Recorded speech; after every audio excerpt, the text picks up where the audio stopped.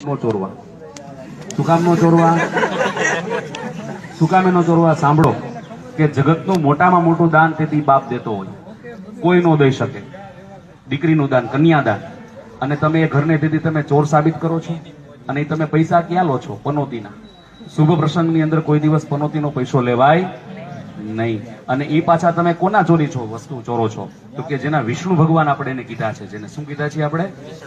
વિષ્ણુ ભગવાન. ભગવાનની વસ્તુ આપણે કોઈ દિવસ ચોરીએ? આ તો પિક્ચરોની અંદર આપણા હિન્દુ ધર્મને તોડવા માટે એક મોટું ષડયંત્ર હાલે છે ને એમાં આપણે ફેશનમાં આપણે જાણતા નથી કે આપણે કેટલું બધું આપણે અનર્થ કરી રહ્યા છીએ.